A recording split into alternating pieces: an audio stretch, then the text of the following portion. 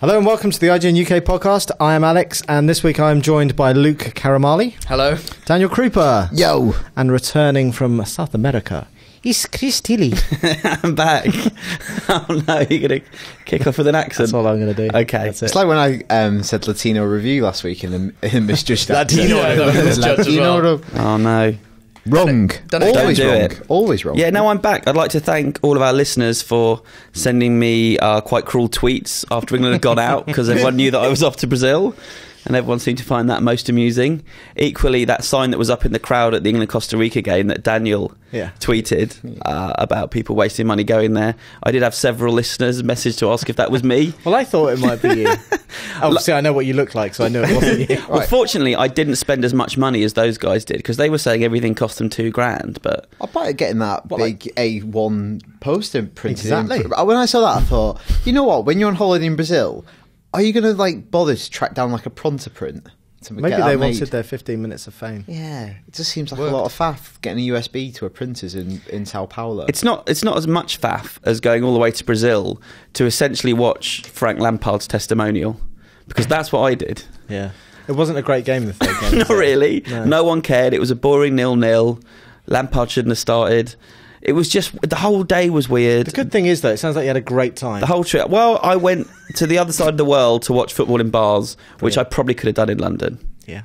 But there are worse places to be than Brazil when a World Cup's on, so true. It was fine. Although Brazilian football squad's probably not thinking that.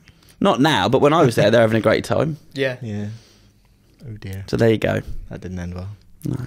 Anyway. That's depressing. So good. Let's crack on with this week's podcast, and first piece of news, which was very exciting indeed. You don't sound very excited when you said that. I was building up, and then I thought, well, because we had the exclusive. Let it speak for itself, Alex. On IGN. We had the exclusive trailer for 24 hours. You're going to say what it is? Oh, yeah. No, building anticipation. Okay. It is Israeli in Isolation. They've reunited the original cast of Ridley Scott's 1979 in brackets masterpiece, most of them, Alien. The entire cast, apart from one. Apart from Ian Holm. Oh, why hasn't he come back? I don't Bilbo. know. Bilbo. I don't know. He's too busy. Or Ash, as he is in this film. Yes. He's not Bilbo in this film. Oh. He had a dark side in Lord of the Rings as well, didn't he? That bit where he went... His eyes go a bit weird. Yeah. Scary. Well, you should have warned people you're going to do that. People watching this will be petrified now. Yeah, because people are tuning in for Footsie Weekly, and now they're getting you doing scary Bilbo impressions. Yeah, sorry. Where's the table gone? Just to interrupt. It was slowly but surely, one by one, pieces are going out the studio. Okay, fine. We've only got 3 chairs next week. It's what everyone listening was asking. Yeah. I feel naked. Yeah. You are naked for audio listeners. That would anyway, be a weird back on podcast. track, please. So they've reunited the cast for some pre-ordered DLC. So if you pre-order the game, you get a special mission called Crew Expendable, where you can play as Dallas, Parker, or Ripley just after Brett dies. And you get the chance to execute Dallas's plan, which is originally to go into the air vents, flush out the alien into the airlock, and blast it out into space. And in this bit of DLC, you can fulfill that plan. You're not doomed to fail. It's not like just reliving the scene from the movie. Because that'd be a bit boring. Yeah, just dying every time. Basically, you're waiting for the alien. Oh, great! To I'm Dallas, am I? Yeah. Cheers. So we were saying, good if you're in the air vents and you turn around and he does the little jazz hands like he does. Hi. So there's that, and if you pre-order from select retailers, I think in the UK it's going to be Game. You get a second mission, which is the end of the movie, whereas Ripley, you've got to initiate the self-destruct sequence, even though she tries to switch it off. It still happens anyway, and then escape to the Narcissus. Have you played either of these yet? No. No. Just I know he's they've shown a video. Nobody's playing them yet. But yeah. That's awesome. That's quite cool. It's cool, yeah. Ripley, there's quite a big deal. Sigourney Weaver, there's been a lot of talk of Alien 5 over the years. She didn't reprise the role. They've managed to show her this game and get her on board. I'm sure they've given her a bunch of cash as well. They're not doing it for the good of her heart. I wouldn't imagine. But again, it's the right look and feel and right approach that's probably sold her people. She didn't have to do this. No. So reprising the role of Ripley's pretty cool. Well, I like what it said in the interview that you did, where they were giving her lines to do and things to do, and she was kind of saying, yeah, Ripley wouldn't say that, she'd say this, and they were like, oh yeah, she would actually. She's very protective of that character. Yeah, she produces the films now, doesn't she? And she's very heavily involved, so that's cool. Yeah, Real Ripley. And also, like, this game, like, I've been to CA where they're making it, and these guys are obviously tremendous Alien fans. So for them, like, to like write new bits of dialogue, to like, they're very respectful and reverent of that film. Hence, this game takes place kind of in between the cracks of Alien and Aliens. You play as, in the main game, Chris, you play as her daughter, the one which is part of the mythology. You know, she has a daughter who dies. Dies as an old woman, I should say. And so for them to go back and like write kind of new bits of dialogue for these characters to play, that's a really cool thing to do. Yeah. Anyway. Will it be better than Prometheus? Well, it's going to be a thing, so probably yes. Jones the Cat's not in it though. Yeah, we've You were discussed. sad about that one. Yeah. Especially when all these developers are now talking about motion capping animals. I think a cat would be really hard to motion cap. What do you want me to do? Move? Motion cat. Motion cat, yeah. Motion cat purr. I love Motion Jones. cat purr. Motion I cat. think if Jones the cat if a cat had been motion capped as Jones for this DLC, I think the internet might have melted. Well, especially That if would they have got been too much for them. if they got the original Jones back. Still got it. and reprising his role 35 years later, a dusty corpse of a cat. little walking stick. Look at him in the motion suit. Quite motionless. That's good timing. We've got a history of motion cap feature that'll be on the site by the time this podcast drops. History of motion cats. to go with the top 10 Well, beavers. if it's Cats first moved in 1922. Yes. right, we're getting bogged down here. We're getting bogged down in cat movements. Yeah. Internet loves cats. Yes. Anyway, you went to the seaside, didn't you? I am. I'm falling down on my chair slightly because my mic's lower than I anticipated, so I'm having to adjust. But yeah, no, I went to Brighton yesterday to the Develop conference in Brighton, which was very, very nice. So Where do you go again? It was Brighton. Okay. The Develop conference in Brighton.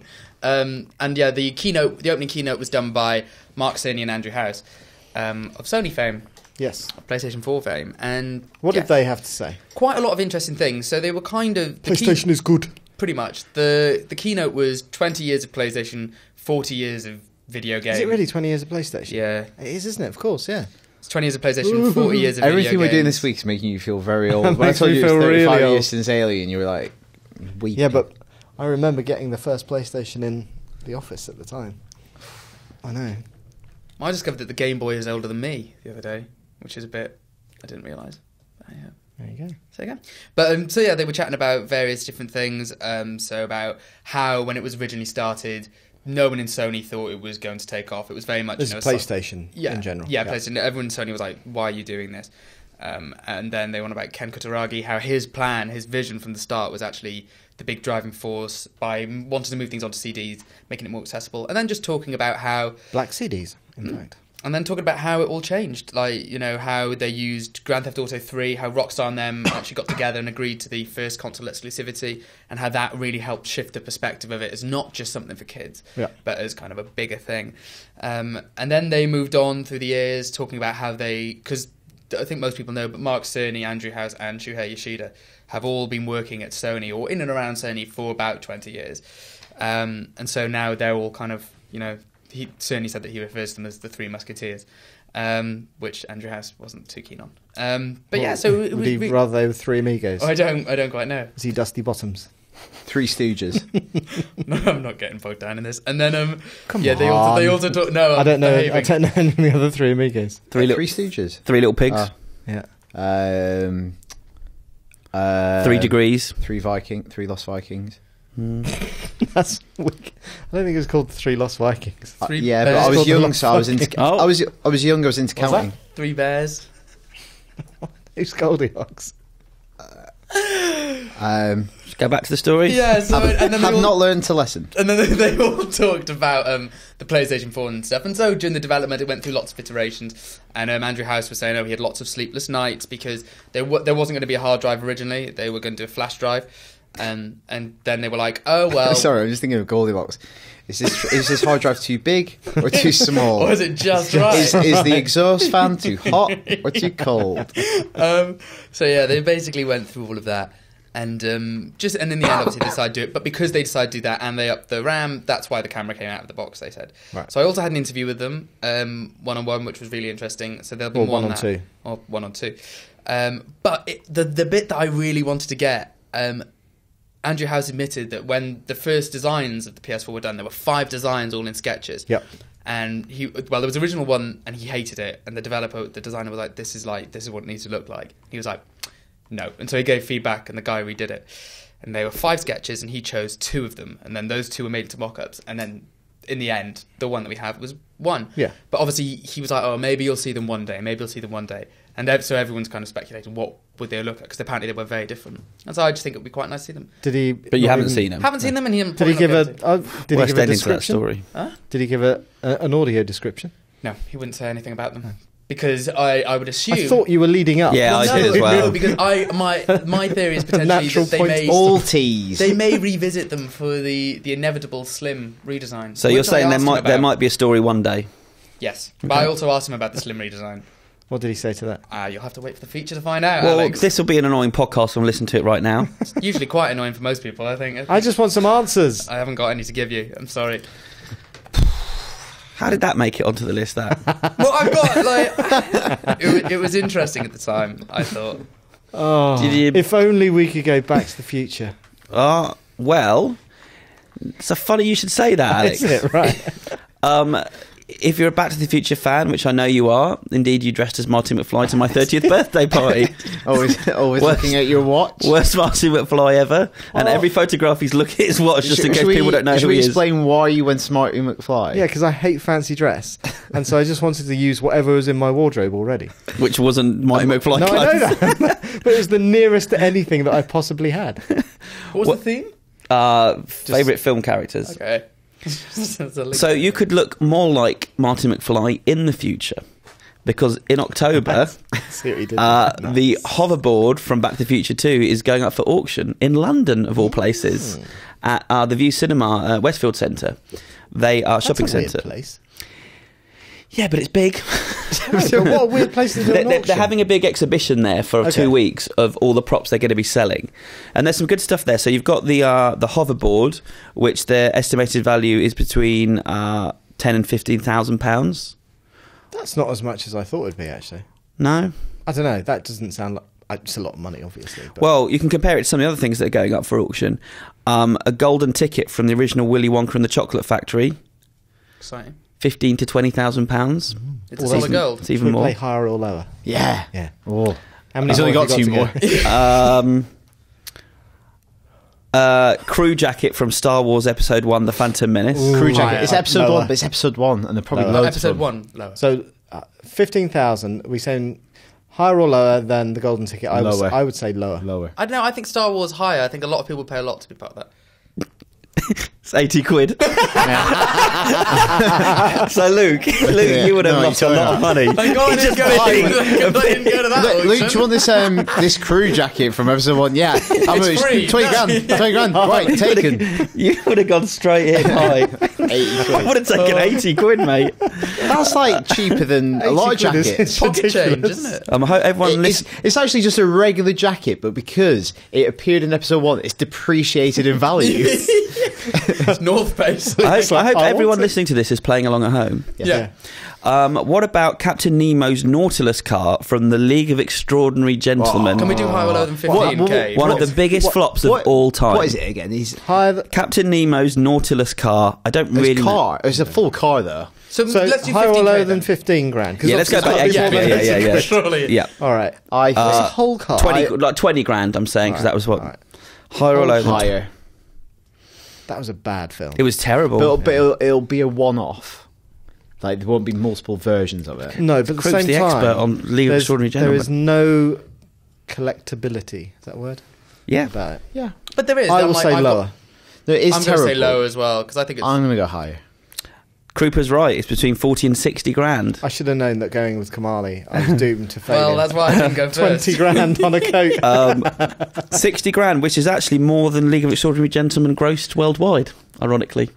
Zing. No, of course it isn't. That's I'm having a little bit of film fun. A little bit of levity. Chris is back. What about Arnold Schwarzenegger's biker outfit from Terminator 2 Judgment Day? It's 20k. Higher or lower than what?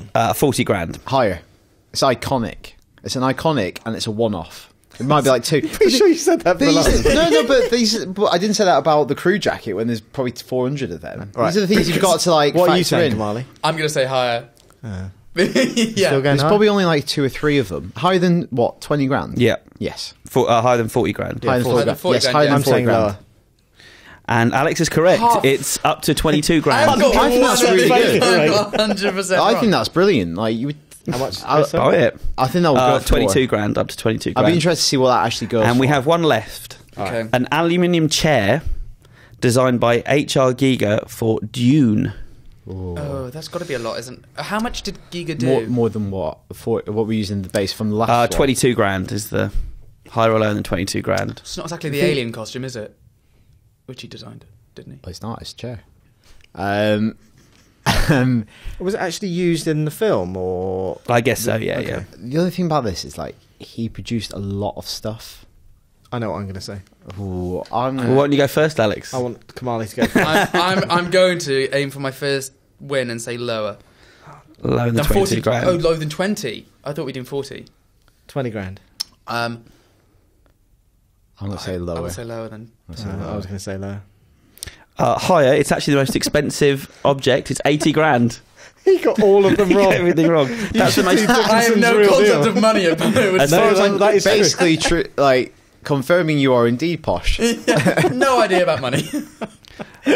As far as I know, to be fair, it's a weird scenario where we're saying a chair is more than a car. Yeah. Yeah. This is not the regular world. I think Luke knows that a car is usually worth more than a chair. And I think a jacket's usually worth more than a chair. because cars usually come with chairs.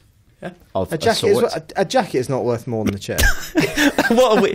Can we move on? What kind of chair? Talking about abstract economics here. It would be. This could be though a conversation for a future podcast. What prop would you buy if you could buy a prop? We should get the readers to suggest some, and we should do it. I think Have we it as a should do this for conversation. the hour. Yeah, do we have any more? We have to move on. this. We have to Tilly's move on. amazing. Tilly's quiz round. We've got a screening to go to, Can you do me a guys. favour? Just keep tabs on that auction because I want to play that. I wanna play Well, that no. game. Do you want details of it? The exhibit's on from October the 1st, and the auction takes place on October 16th. I think we should do an office trip. October the 16th? Yeah. Oh, God, that's ages away.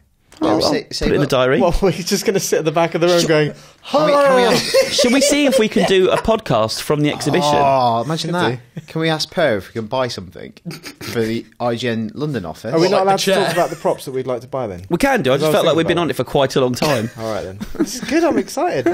What prop would you like to buy, Alex? I'd like to buy Han Solo's blaster. Is that a euphemism? Just like the one. and how much would you pay for it? Oh, goodness. While we're on the subject, Probably less than a chair. less than a chair. Croops, what would you? I want the night vision goggles that come in the cars on the tour of Jurassic Park that Tim plays with. It always really annoyed me that scene as a kid I because bet they Tim don't really work. No, probably not. But he gets them out. He puts them on. They look really cool when he's looking for the goat behind the fence. And Gennaro, the lawyer, goes, "Hey, kid, put them away. Do you know how expensive them are? How expensive they are?" And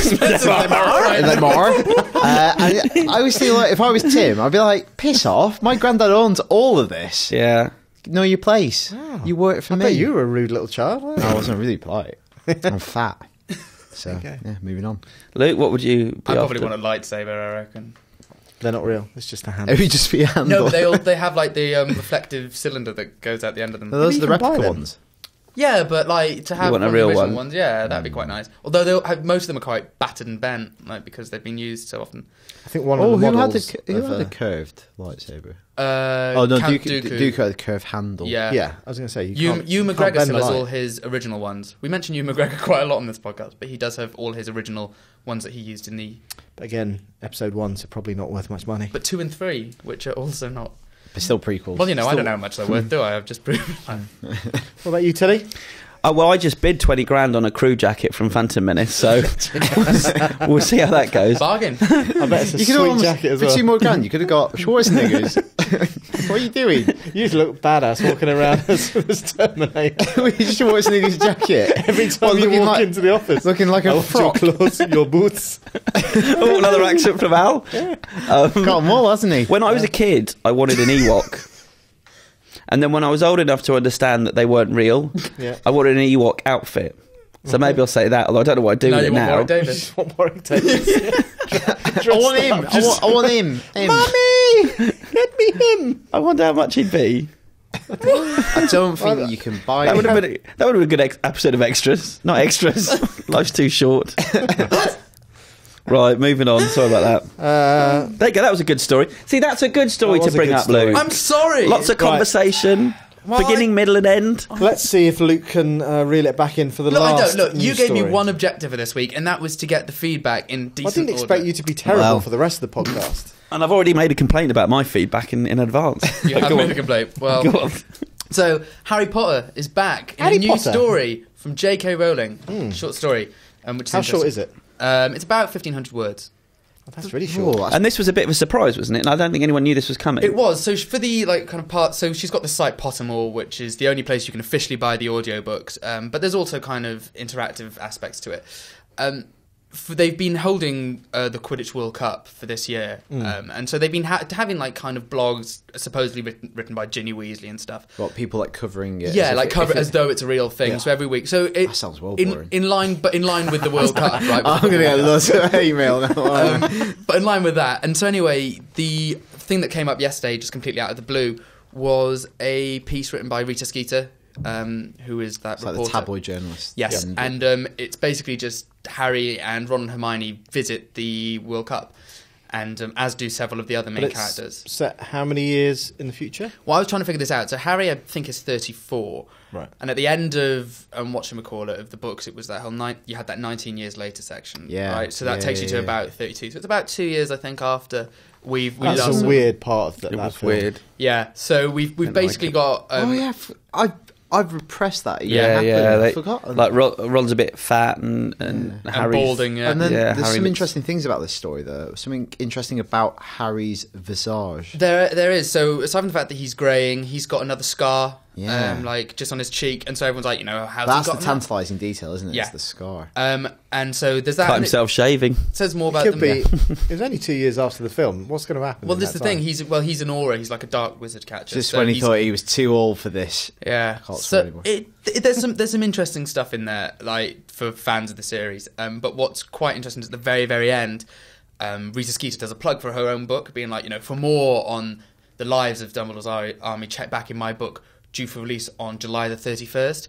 And everyone's like, is that her plugging her book, Uh-oh. a fictitious book, or is there going to be something like a follow-up? There has thing? to be. Or is it like using the Rita Skeeter character as some kind of metafictional device? Oh, sounds like we're in a seminar here at university. well, no, but like, is there some kind of Like, to get a bit unreliable like that. narrator saying this is a tabloid journalist who's basically ringing That is completely the point. a 'cause what life it that is does popular for more. Do you know what I mean? There's a bit where, because as I say, Ginny's been writing all of these things, and the fact that Ginny apparently isn't, Harry is there with his kids, Yeah. and Ginny isn't there, and so He's she's speculating: is there trouble in paradise? Are they Yeah. going up? And so it's a Because critique. Rita Skeeter, I don't know too much about the Harry Potter Yeah, world, but she's she- a character who would like milk a story. She's a So tabloid it's like- journalist. She yeah. makes stuff up. She misquotes. And Rowling appeared at the Leveson Inquiry right last year. She's very much anti-tabloid journalism. So the Rita Skeeter character is a direct reference to her views on that. So I don't know. It could just be that. But the interesting thing is, Rowling said she was done. She was never going to revisit the Harry Potter characters as adults ever again. But every and now time she you get has. out, they pull you back in. Well, that's it. She went onto her bank balance and went, oh, I could do with a few more Like, billion. she's got to be living off the royalties. But yeah. I'm sure she's quite... Well, I'm intrigued. I feel like there will be something on 31st of July. Yeah, I mean, Not long to wait. that's the thing. So what do you wildly speculating, which is what we always do. What do you think? Well, we know do you maybe a think she'll go- Fantastic Beasts announcement or something, I was wondering. Because we know that's coming, but we don't have any kind of release window. But she said before, in her head, she not hasn't... full on book. Do you think? Well, in her head, she was like, I've got enough for stories to do with Harry and co. I've got at least enough for 2 more books. But I'm not. She's a tease. She is a tease. Maybe she'll just do more on Pottermore though, because that's you have to pay for it, right? No, I thought you did. no, you pay for the books, but it's free, and you pay. But you've got to register. It's kind of viewed as a service you use alongside the book. So it has certain scenes from the books. In 2 years' time, you've got Quidditch European Championships. 2 years' time, and then It's got ads on it though, hasn't it? I don't think so. It's done in association with Sony, and I think the main focus is you can't get Harry Potter audiobooks anywhere else, or ebooks, I think, as well. So I think if you want the ebook versions, you have to buy them through that. But it's obviously a way to drive people to the site. I'm just struggling to understand why you used to be able to get the audiobooks though.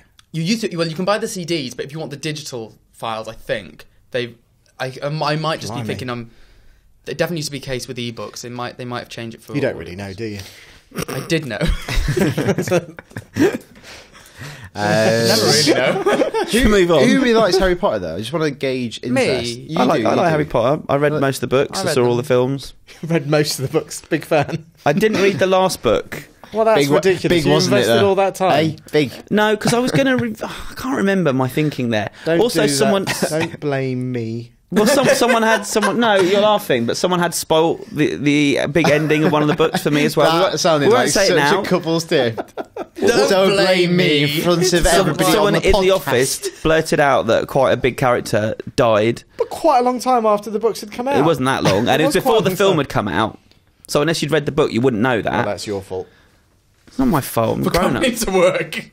Bloody grown up. It sounds like it. Yeah. Anyway, that's it for this week's news. Good. Good. This week's talking point, off the back of the Alien announcement that there are some big hitters from Hollywood making an appearance in video games, made me think about what are the best and worst performances in video games. What did you think, Alex? What did I think? What, do you want me to start? Well, you've been thinking. I have been thinking. I hope you've been thinking too. So, well, I can think of a lot of bad ones. So, one of the first ever Hollywood stars that I interviewed for video games was Bruce Willis for a game called Apocalypse. Was he okay with you? Like, he's got a bit of a reputation for This being was a long time very ago. difficult. He turned up really, really late. So it was when E3 was based in Atlanta, and the interview was in Planet Hollywood, which obviously he owned. I don't know if he still owns or whatever. And he was flying in from the set of somewhere, but he was late, an hour and a half late, because of something happened with Demi Moore apparently. So, but he was pleasant enough. Yeah, he was nice. But his What was the game? It's called Apocalypse. Right. And his performance, I've got a clip here, which I will attempt to play some dialogue from if I can find. Oh, come on, YouTube! Everybody moans about our video player. YouTube's way worse. Never heard that before. I'll tell you what, though, good thumbnails. Can someone do an impression of Bruce Willis? Oh, right. That's not Bruce Willis. Thanks for clarifying. Good impression. He's going to talk a bit. keep listening. I had all these queued up. Stick my foot so far up your ass. I sentence you to death. May the Lord have mercy on your soul. Amen. Anyway, that's a bit of Bruce Willis. Oh, that's a bit more. And it's truly, truly terrible. Right. And obviously, the other thing that's really, really bad. Like the problem is, oh, you'll recognise this one, Chris. Who's this? The Hive haven't been on Earth in centuries. That wizard came from the moon. No, he doesn't because he, Oh, no, he doesn't watch it. Oh, you've seen it. You've seen some of it. He doesn't watch it, does he? Because he always gets sad. I don't know what anyone's talking about. It's the most famous show in the world and you don't watch it. TV show. Game of Thrones. Yeah. Yes, it's a character from Game of Thrones, but that's obviously not a Game of Thrones game. He's won It's an actor from Game of Thrones. Okay. You don't recognise his voice? It's Peter Dinklage. Oh, I was going to play it again. Anyway. It's Dinkles. Right. See, that's it. The Dink. Dinkles. So he was widely cussed for that performance, and he's. Let's hear it again quickly. Okay. That wizard came from the moon. The Hive haven't been on Earth in centuries. That wizard came from the moon. The problem become is, a it's a meme now, hasn't ridiculous it? piece of dialogue. Yeah. So how it's can not you really deliver help- that with any kind of, like, I don't know, gravitas? I don't know. I mean, he is an AI companion, so he is meant to be a little bit Wacky. Simple. simple, well, just monotonous, I guess. Monotone. Yeah. Yeah. Not very expressive. Yeah. But apparently it's been changed for the full game, which we... He goes, yet the to see." wizard came from the moon! Yeah. Is Dinklage a great actor? He's good very at good in Tyrion. Game of Thrones. Yeah, I like him in Game of He's Thrones. been nominated again today for the Emmy. Is he? Yeah. For best Yeah. actor. He's by far and away the best thing in Game of Thrones. Mm, okay. That and Dragons. But what about you guys? Good performances? Bad performances? I mean, the Last of Us performances all round are obviously fantastic. But is that because the people who did the VOs for that are game VO people? Yeah, we're talking about Hollywood stars, aren't we? But it's, well, are we talking about Hollywood stars or are we talking in general? Well, you tell me. Well, I think, okay, you know what, in general then... What's this section called? It's good. You tell me. It's called Best and Worst Acting Performances in Games. Okay. So yeah, I think... Because this thing, when I interviewed Troy Baker and Nolan North at E3, that for ages we've been saying, motion capture. Now the movement is performance capture. And when Nolan North said, yeah, I recently just went back and I did motion capture for Nathan Drake, and the PR jumped in and was like, you mean you did performance capture? And Nolan North was like, what the hell's the difference? And Troy Baker was like, oh, well, one is them kind of like, The one is actually where getting you your were face and your body and everything, and they do it all, and like, he's like, and that's what, it's better, so that's what we're doing now. We're doing performance So you capture. think when he wears the big suit with all the ping pong balls on, that's just for VO? Well, this is the thing, like No one turns up. We're just doing VO today in his big ping pong but balls. I think it's to do with motion captures, obviously the bodies, but performance captures the face, all the ping pongs on that as well. Right. But he, like Nolan North, I interviewed him for Uncharted 3, and he contributes so much to that character that it really is him. It's not just him putting it on. And the amount they ad-lib he's is also insane. brilliant as well. Like the stuff he did for Penguin in Arkham City was fantastic as well. So, but again, I think that's because that's how he's learned his trade. He's become established for that. He's not a Hollywood actor that's come over and done this stuff. Yeah. And there hasn't been an awful lot of success there. Now it'd be interesting to see what happens with Kevin Spacey, because obviously we've seen some of the stuff that he's done in Advanced Warfare. And that looks very, very promising indeed. And that's a proper... It looks House of performance. Cards-esque though as well, which I don't know if that, like, I mean, we know he's versatile, but that looks... From the brief bit we've seen... I don't Is know that a bad thing? No, but I just wonder if Everybody people are says latching onto it because of that. Like, it looks very like that character. I was going to say, I don't think he is that versatile. No. He does one thing really well, which is just be a bit creepy. Yeah. Does anyone... I haven't Bit played lecherous. Beyond. I haven't played Beyond Two Souls, so I don't know about Ellen Page in that. Again, I think she's good, but no, I don't think it's a standout performance. It's a pretty average game. She's to better in be Last of Us, though, even though it's not actually I her. think she's great in that. But he's really good in that. Ashley Jenkins. I mean, Kiefer Sutherland, right? Yeah. That's I one of must the big admit, ones. though, when I played Ground Zeroes, This is the- and it wasn't... David Hayter. I This was is a weird like, thing this because David feels Hayter odd. has made that role his own, and he's been associated with that character for such a long time. To recast and go for the Hollywood star, Yeah. And Kiefer Sutherland does have quite a distinctive voice. Like, Plus, if you've watched a lot of 24, it's hard to actually get away from Jack Bauer when you hear. yeah, and they're Kiefer going to be Sutherland using, speak and they're now. going to be saying similar sort of things Yeah. as well as Yeah. the character of Snake. But did you, when you were playing Ground Zeroes, did you think that's Kiefer Sutherland, or after a while you just forgot about it? Because I must admit, at first it was a bit, this is a bit weird, but then it Well, I'm just not the became world's natural. biggest Metal Gear kind of obsessive. Obviously, I think it would trouble those sort of people more. But I'd tell you what I did notice it in was Michael Ironside not playing Sam Fisher Yeah. in the most Yeah. recent Splinter Yeah. Cell, because he is that character. Yeah. Like, his voice is incredibly distinctive voice anyway. Yeah. And I think there's two questions here. One is having a distinctive, iconic voice, Yeah. which Michael Ironside does, and then also giving a good performance as that character. because that's and the they're two point. separate things. Because Yeah. like the official party line in both instances there to do with Metal Gear and with Splinter Cell, when we've asked the devs, they've been like, oh, it's because we've made a shift from just having someone motion capture and then having someone do VO Yeah. to doing full performance capture. So we need someone who can A more be united- embody the more character united. Yeah. and give the voiceover at the same time. Because Michael Ironside, bless him, I love him. He's not the. I don't think he could shimmy up any kind of Drain pipes. anytime soon. I'd Not anymore. I'd watch the extras to see that kind of stuff. That'd be Yeah, amazing. he'd bring it. But that's because like Patrick Stewart was in Oblivion. Now, obviously, Oblivion is a game that's I don't know, 8 years old now, so a long time ago. And in the cutscenes where he was obviously, he could probably see what was happening, and he was telling a story. He was great. But in the parts of the game where he's delivering different lines and he's reacting to it, so those lines are in isolation, it's wooden as anything. Yeah. So it must be tough. I mean, The Elder Scrolls is interesting. So The Elder Scrolls Online, when that came out, the main storyline, you've got a prophet who tells you stuff, and that's Michael Gambon. And he's...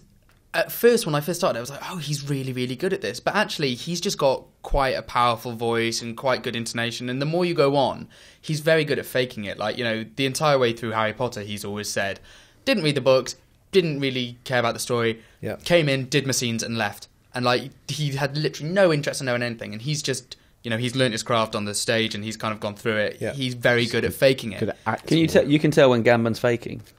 Yeah. Interesting. When Gambon's faking. I've had enough time with him. Not McKellen. Not McKellen. Some of the great ones. Ellen McLain as GLaDOS. Yes. Yeah. Great I didn't. delivery. She's quite old now. I didn't realise. Yeah, she's an American opera singer, actually. Ray Liotta as Tommy Vercetti. I was going to say that, and also... And there's a great example of a Hollywood star playing a character, delivering a great performance, but also the video game character in some way alluding to the actor and their previous roles. Yeah. So it's you're kind of tapping into something there. You're tapping into Goodfellas, but also by association, kind of American crime films. Scarface. Well, I saw this week we had an interview on the site with Michael Madsen, who's in the most recent Walking Dead game. And you know what you're getting when you cast Michael Madsen in a role. That guy does one thing, again, and he does it really well. Tough guys. But Samuel L. Jackson was a police officer in GTA San Andreas. Very good in that. But I think there's one conspicuous person we're not really speaking about, and it's Charles Martinez, who I think is a very studied, very mannered performance of an Italian-American plumber. And when he says, let's go, I, for one, believe him. Yeah. Like, I he commits to that in a way like very few performers do. And... Would you like to see him, I just think it's outstanding work. See him in Hollywood? No, but it's interesting the way that it's progressed over the years between different games. You can definitely chart threads. He's brought out different aspects to the character. Like sometimes he wants to go, sometimes he wants you to join him, and I can't tell if you're being serious or not. He's not. I'm very I much. didn't think so. I am. Didn't Andy Serkis, was it Enslaved the game? Enslaved, he yes. did? Heavenly Sword. No, it was Heavenly Sword. He was in Enslaved as well. Oh well, he was involved in the making of Enslaved, I think, as well. And what was he like? Sword, he was the director. It's Alex Garland, the Enslaved project as well. Isn't he? But he's obviously the king of celluloid performance capture. So how was he on game? He in Heavenly Sword when he started, he was a bit. I didn't think it was great. Well, the bigger problem with Heavenly Sword, I thought, was that the story wasn't very good.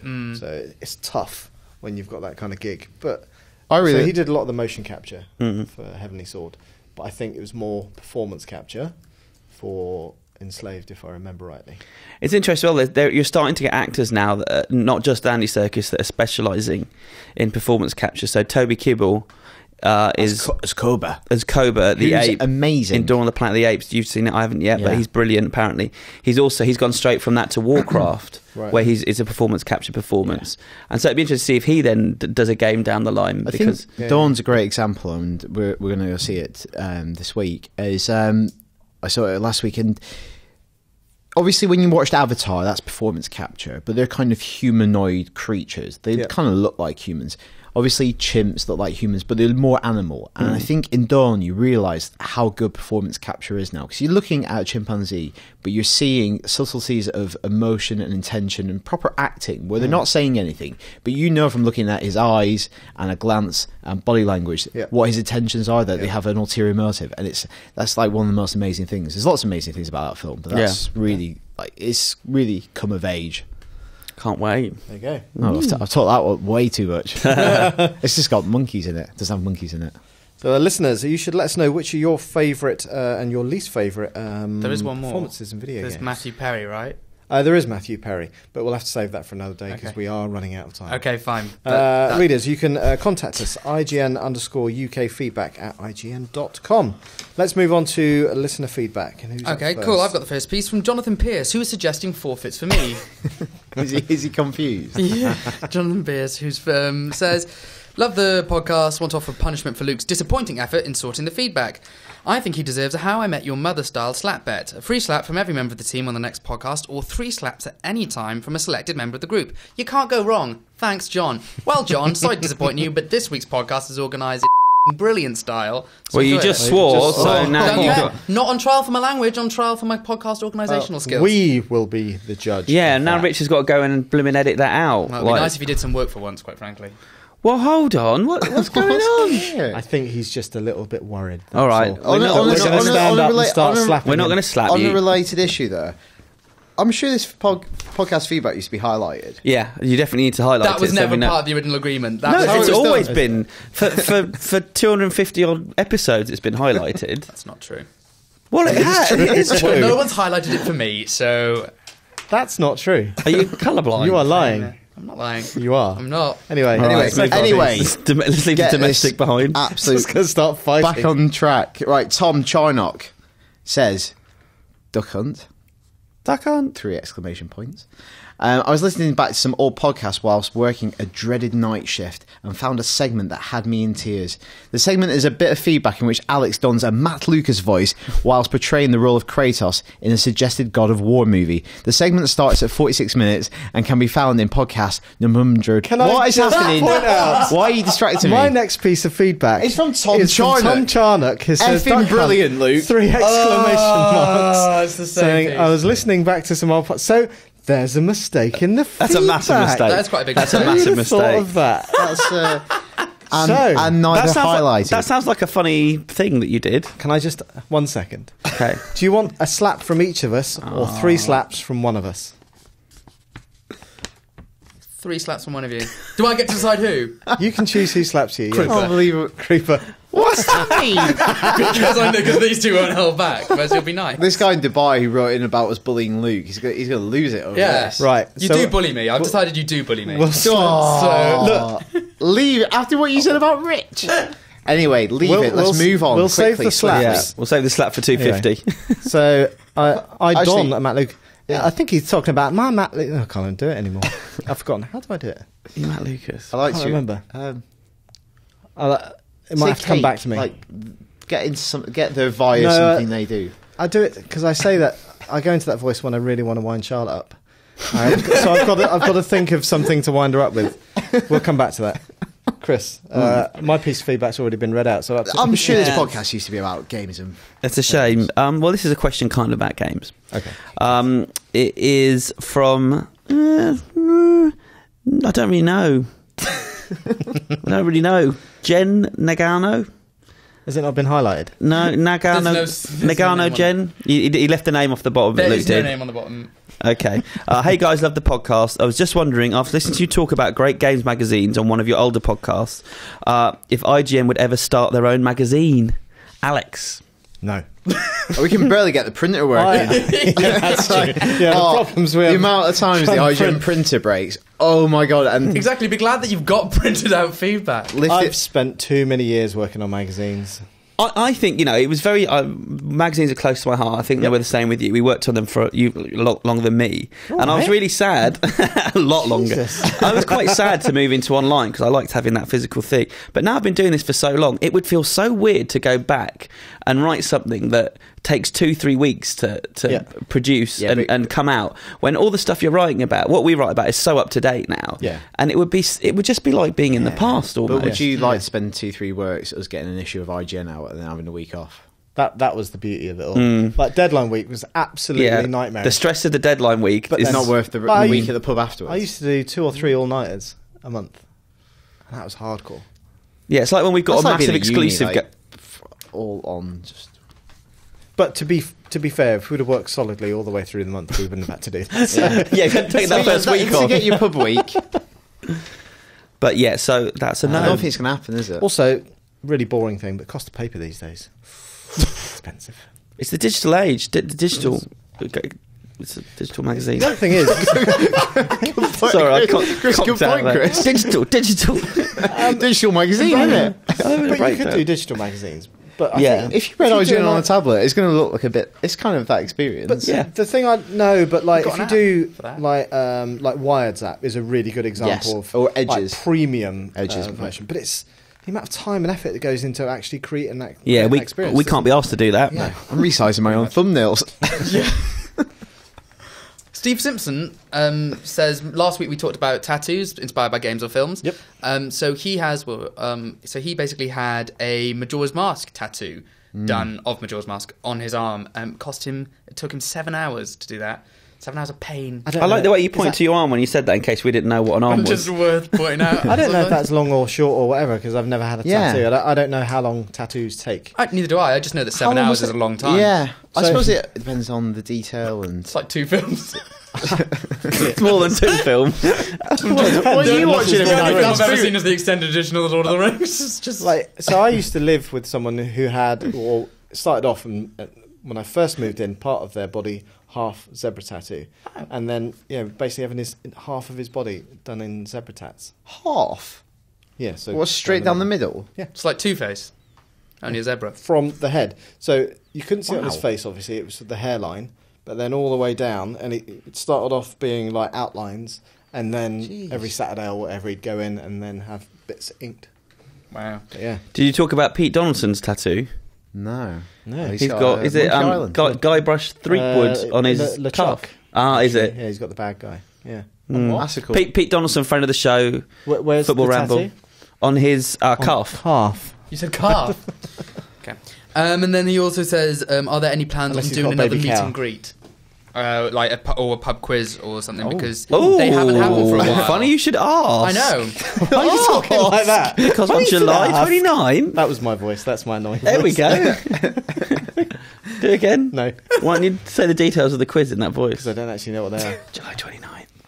You do it. You do it. On July I'll try 29th, and do we're this in doing my funny an Expendables 3 quiz, so it's going to be kind of action movie themed. And if you go on the site, maybe we'll put a link in the podcast story to it. If you go on the site, you can enter a team. We've got a total of 20 teams, so get your entry in now, and we're going to sort of select 20 to... And the first prize is tickets to the premiere of the Expendables 3, which I think a lot of the stars are going to be at. Nice. So that's cool. There you go. And I'm writing the questions at the moment, and they're going to be diabolically hard. And a bit homoerotic one round. Really? Good. Exciting times. There you go. Thank you, Steve. Good. Alex from Newcastle, Duck Hunt, my friends. Can I just ask what you think about the head of Sony, he means Yoshida here, saying he doesn't understand those who only like AAA titles? Alex is asking, is he totally out of touch pushing indie titles on the PS4? I can't read the rest of his email, Well, but yes. so hang on. Reiterate the point of that email. He's saying that Yoshida said the other day, He doesn't like, understand. No, sorry, let's go back. Sorry, I didn't mean that, actually. Sorry, I meant... only interested in AAA games. Yeah, so what he's trying to say is, what I surmise is that he thinks Yoshida saying that he doesn't understand people who only like AAA games, is he out of touch? I think Alex saying, of course there are people who only like AAA games. Me. Yeah? But I don't think pushing or That's not supporting true, or but- providing indie titles is out of touch either. I think they're making PlayStation and PS4 a platform for all types of gaming experiences, regardless of what you like, whether you like just indie stuff, whether you just like big blockbusters, or whether you like a bit of everything. See, I like games that show off the platform in its best light, and that tends to be. But it's you But, know, you the know, this analog is is a like saying sweeping you only general. like blockbuster films. Yeah, It's like whether you like the medium Yeah. or whether you like a genre or a type of film. Just saying you like blockbusters per se doesn't really mean anything. That's like saying I like expensive films. Well, You I know, was like- having a... I I was do having like a chat this expensive morning films, yeah. with someone at that we went to an Xbox event, and they were saying, within the industry we get too caught up on first party, third party, AAA, indie, casual games. To a lot of people, especially people who don't follow gaming that And- closely, it's just a game, and if it's a and good for- game, it's a good game. And indie, in terms of video game, is now a genre or an approach rather than anything to do with economic or publishing circumstances. Oh, same with music. It started off with music. It doesn't mean... And you've got what games you that think it haven't look indie but have publishers and aren't, and so on. Email from Ed Bower, who says, "Love the show." That's all I'm going to do. As critics, you know what makes the perfect game. Therefore, have any of you wanted to create your own game, and what would it be like? And would it be a 10 out of 10? Well, I think the reason we're critics is because we don't make games. I wouldn't even know where to start. Yeah. And there's always this thing that's been around as long as criticism has been around. That, like, you have to be able to do something to be a critic of it, Yeah. which is not true. You couldn't make that game. Shut up. It's Yeah, like- but you might know more about the wider body of work on which it draws than the person necessarily making it. We actually did a podcast in which we all pitched movies of video games. We did. Yeah, and mine was the best. Well, Well, it won. Back then. It maybe won. Not these days. The Bomberman movie starring Tom Hardy. Super Bomberman movie. Yeah. I think that was going to be the sequel. You just put more practice into your pitch, that's all. It's not my fault you didn't practice. Anyway. So yes. Yes, what? Well, I have got an idea for a game that I think would, and I think it would get That's 10 out a of game 10. that already exists. Oh yeah. Still, I've done it the other way, and I've done it wrong.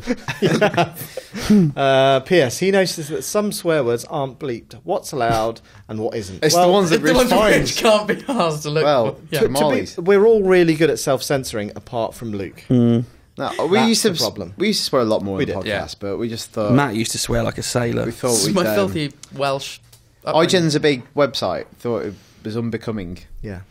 To that point, though, I have got an idea for a film, a football-themed movie. So if anyone's got any money and wants to fund it, drop us a line. It's called Pele. What's your Pitch. 5-second pitch? I'm not doing it on the podcast, It gets stolen. but I've got a title for It's it got a now. cracking title. Well, it's called Extra Time now, which has a double meaning in the movie.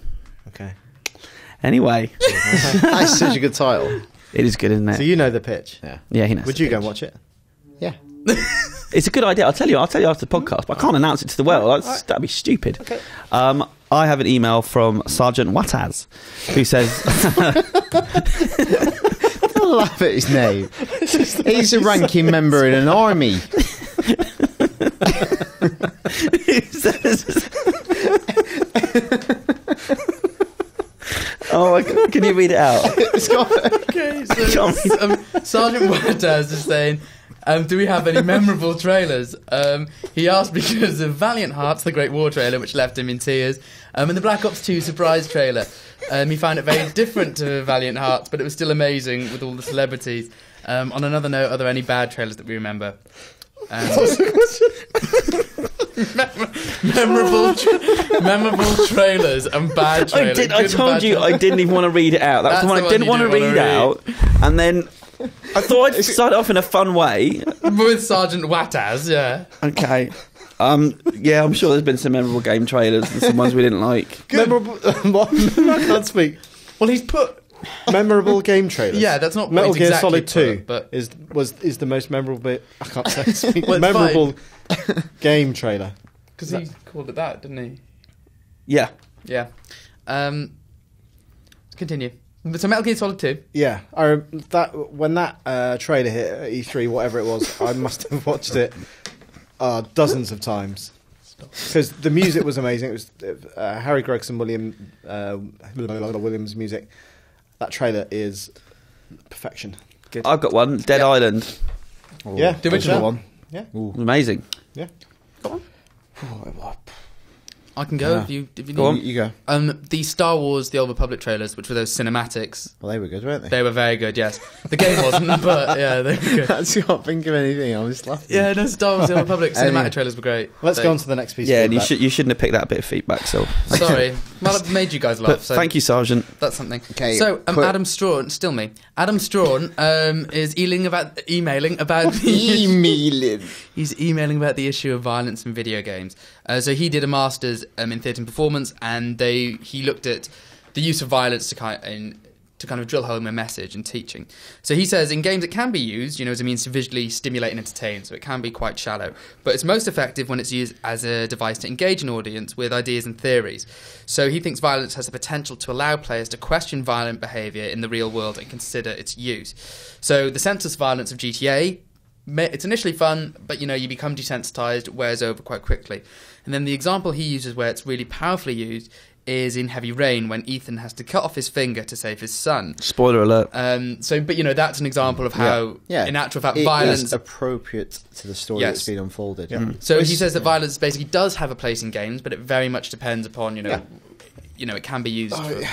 It's like in I've said this the other week, like in King Lear when he gets blinded, the whole thing is like Gloucester can't see clearly, and it's like a visual it's a literal representation of his main failing.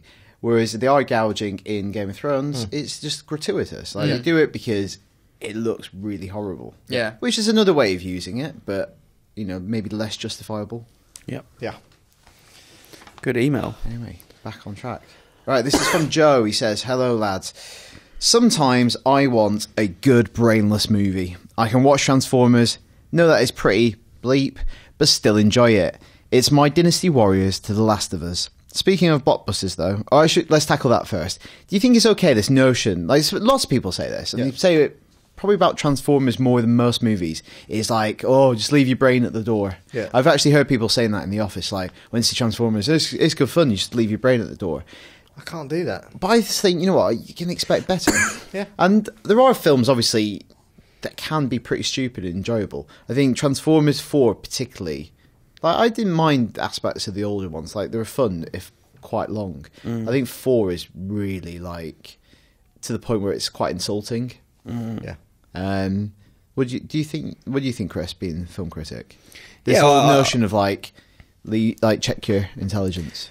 Yeah, I don't really agree with it at all. But at the same time, there are films like I like watching without having to concentrate too much. Yeah, me too. Like, I'm not having a go at Joe, by the way. I'm really not. Not the ones I'm reviewing.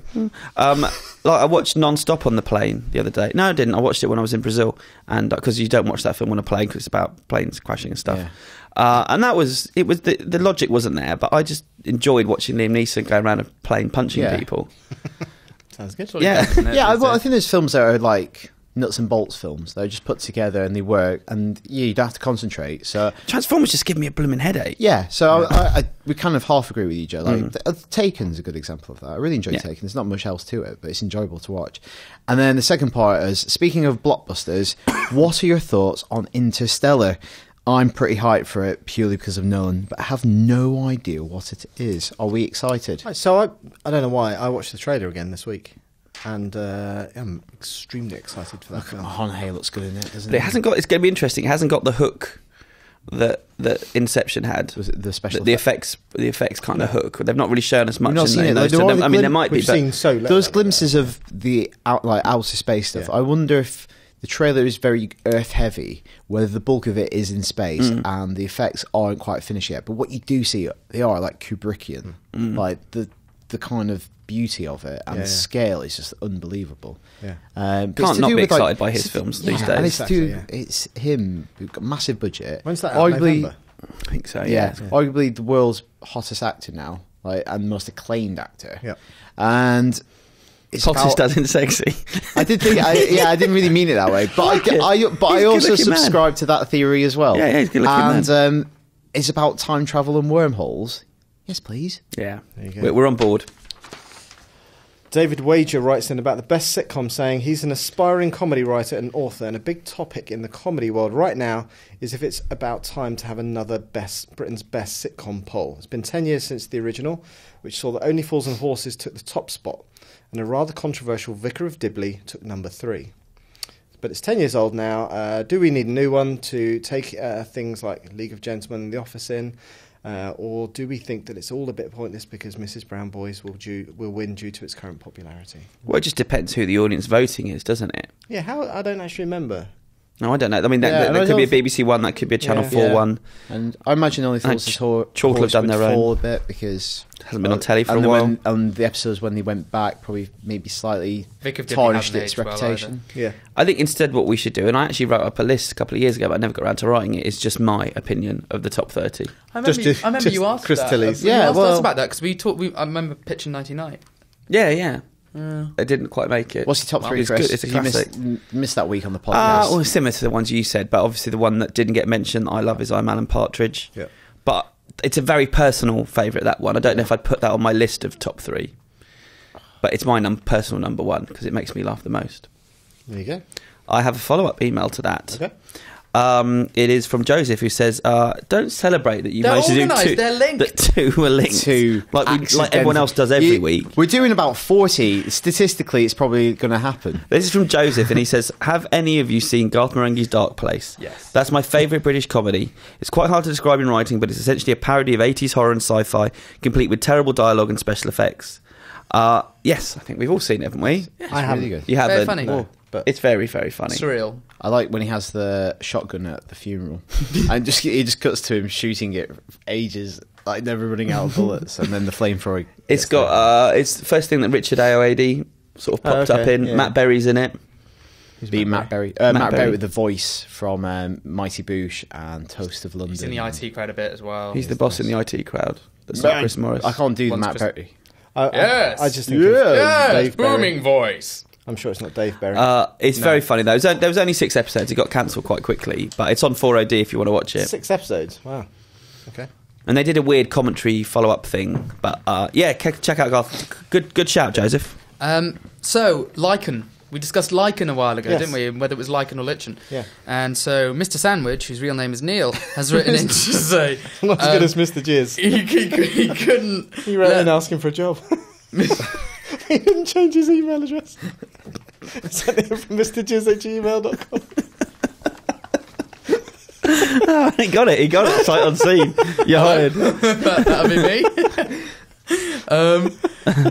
Couldn't let the last podcast Lichen-related discussion go by without mentioning the song the poet, comedian and singer Rory Motion used to perform.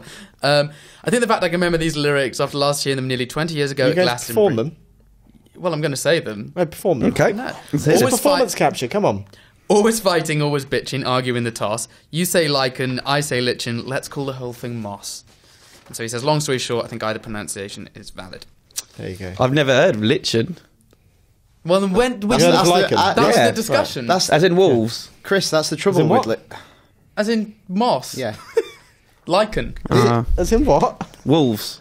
Wolves. No, as L- in that's Lyca. Lycan, as in They're Lichen. lichens. Lycanthrope. Bloody hell. this I've is- missed some belters, haven't I? Talk about moss. That is, after all, the trouble with lichen. That's fine. It's a sci-fi gag. I didn't get that. Are we done with the... Are we done with the... No, No, no, we've got yes, one left. 12. We've got one left. Let's limit the number of... Right, okay, right. We've got This is screens to get Jens to. from Belgium here. Long-time listener, first time writing in. He's coming to London in July. Well, he might be here by now. For the 4th time now. just in there. I'm looking to avoid the major tourist attractions and focus on the more obscure spots tourists might not always look for when visiting. Do you guys have any recommendations that I could let myself geek out? Any stuff? Big fan of the gaming industry and British TV. What's Anywhere your I should address, visit? Chris? Forbidden Planet. Sounds good. Go to Forbidden Planet. It's a shop. Outside Earls Court Station on Earls Court Road, there's a TARDIS. Well, like a telephone box that's blue. If he's not moved on. Is that Yeah. gamer bar still open that we've... Loading. It's But it's relocated. East London now. It's East London. Uh, Loading bar. There's loads of iconic places. Get up really early one morning and walk across, like when it's like 28 days later, walk across some bridges. It's a good shout. There you go. Yeah, the Thames is an amazing place on a sunny day. Yeah, At South dawn. Bank. Go to the British Film Institute. BFI, yeah, the Yeah. British Film Institute.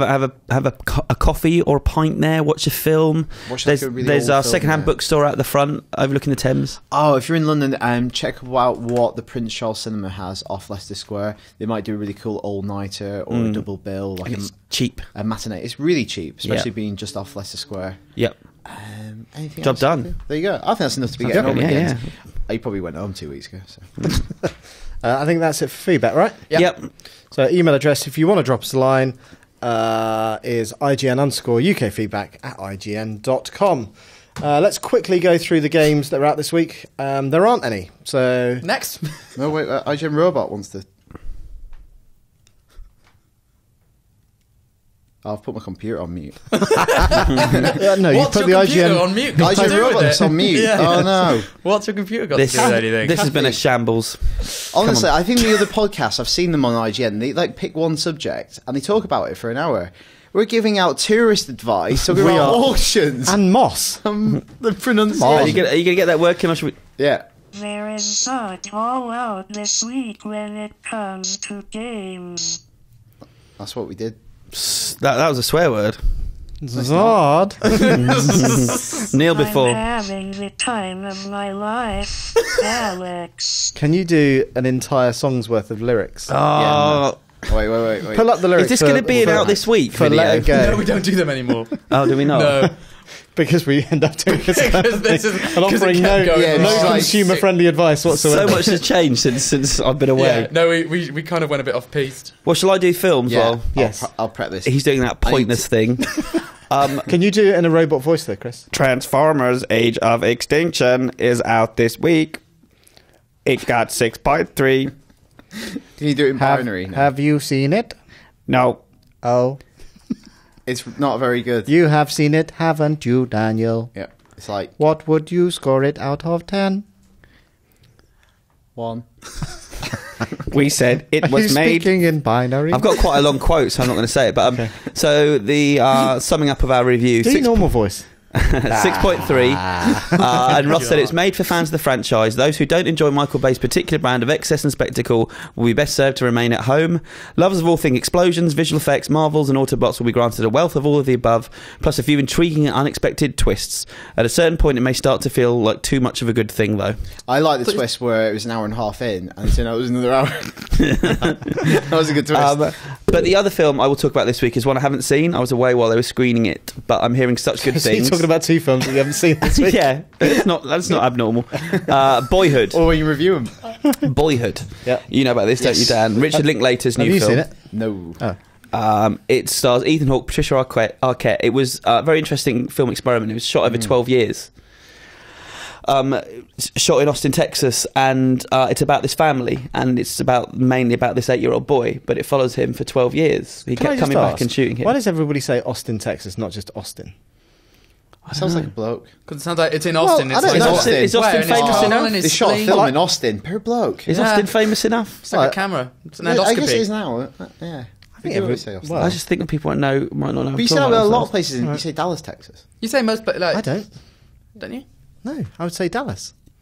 But you're Anyway. a man of the world. Well, the film's You know. all right. Anyway. It's great. Let it go, let it go.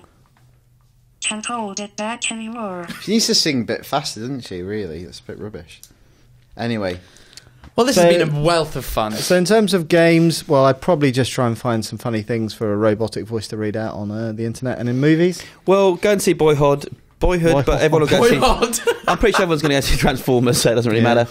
Good. Well, as long as you leave your brain at the door, you'd be all right. Exactly. Exactly. And your bum. Because What? it's Wow. long. Oh, no. Some kind of like What, weird about that? mess with your arm. We should end this It's now. like when you go and see a screen and you have to leave your mobile at the reception. okay. You leave And- your brain in your arms. Can I make a suggestion before we end this podcast? Yeah. Let's not do it right at the end of a Thursday. Oh, I think we should. I think that the brains... I was going to suggest we start doing them on Monday mornings. Anyway, that is it for this week's podcast. We are going to go and you're going to go and slap Luke 3 times, but we're going to have to do that off camera, unfortunately. HR. Until next time this week. This time next week. Oh Is my. that right? End on a high, Alex. That's it, See you later. Bye.